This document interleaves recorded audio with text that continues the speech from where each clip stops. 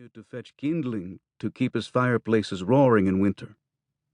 Looking at this mess, he turned still as stone, as if he had been looking at it all his life.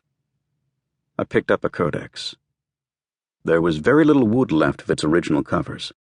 The dust of the ages seemed to be the only solvent holding it together. The old man didn't mind that I had raised it in my hands. I very carefully opened it, turned its friable torn leaves.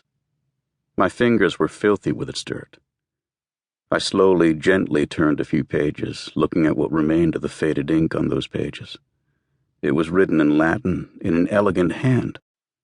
I tried to make out the words, tried to make sense of them.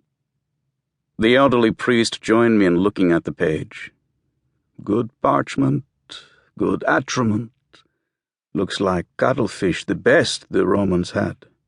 And the handwriting adept. A bit shaky, but adept. No cheap job, this one. He placed his own fingers to the pages, and while I continued to hold the codex, removed my free fingers from the pages and let his take their place. He was reading the Latin far more ably and with far more alacrity than I'd managed, and he pronounced the words in a whisper as he read. Tristissimus hominum, he whispered. He repeated the phrase, no longer in a distracted whisper. Tristissimus hominum, the gloomiest of men, he translated. He seemed stunned. This is a book about Tiberius, he said, by someone who knew him. Knew him. His fingers moved backwards through the pages with a professional care that didn't hide his intent and rising but expressionless excitement. Suddenly he stopped, his eyes fixed on a single word.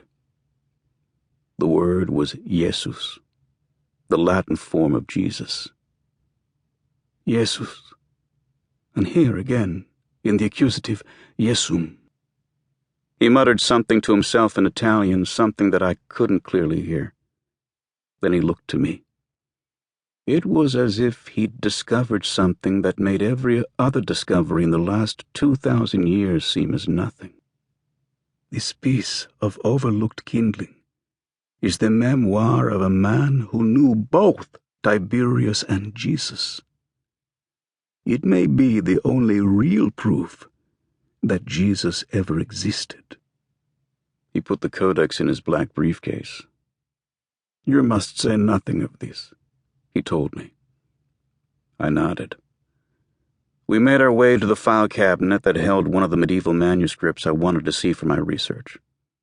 We were both so fouled by the soot and dirt of the codex that we went first to a large wash sink nearby.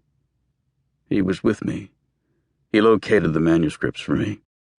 But he was 1,000 miles away. When I called him the next morning, he told me that we wouldn't be able to meet again for another 2 days, and that we should meet at a certain cafe in a certain secluded little piazza, a considerable distance from the Vatican. At the cafe, he explained that he'd torn 2 pieces from 2 sheets of the codex and had them tested at the library's laboratory.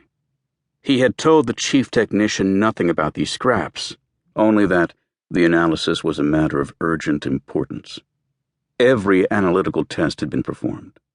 The frail scraps had been exactingly examined by transmission electron microscope, by scanning electron microscope, by ion and electron microprobes, by energy dispersive X-ray spectrometer. Microscopic particles of the ink had been subjected to chemical analyses. The scraped goatskin parchment and the black ink on it were the same age, and dispersive penetration tests showed that the ink had been laid to the parchment since their making. Furthermore, the visual evidence of the nature of the pen that had been used, a calamus of the internal shell of the cuttlefish, and the form of uncial script of the fragments corroborated the technical conclusions. It's real, he said.